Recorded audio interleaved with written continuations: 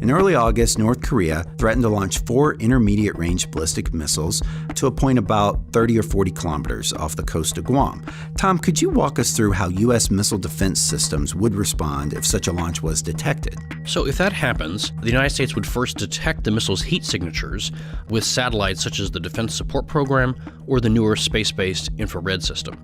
Those satellites would then cue terrestrial radars, such as the TPY-2 X-band radars in Japan and South Korea, which track the missiles with greater precision. The threat missiles would be within the radar field of view for perhaps 5 or 6 minutes. Aegis BMD ships might also be in position to track the missile's flight. The trajectory of the missiles headed from North Korea to Guam would take them over the southern part of Japan. They'd fly just south of Hiroshima, and at that point they'd be at an altitude of about 700 kilometers. So, Tom, if the U.S. determined that these missiles were actually a threat to Guam, what systems would be called upon to respond? If the U.S. determines the missiles to be a potential threat, we might try to shoot them down using various missile defense interceptors.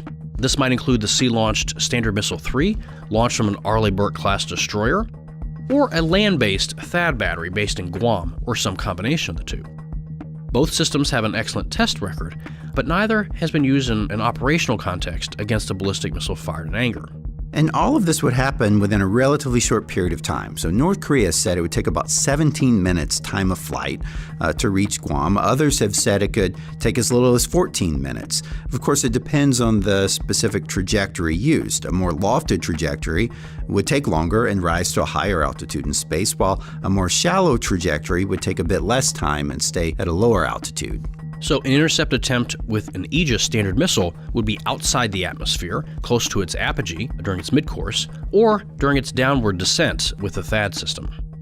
So all of this provides an interesting case study into how such a scenario could unfold and the way U.S. missile defense systems are designed to protect against such threats. Right. This is the kind of threat that we've seen coming for a long time. This is why the systems are located where they are, the radars and the interceptors, but we hope we don't have to use them.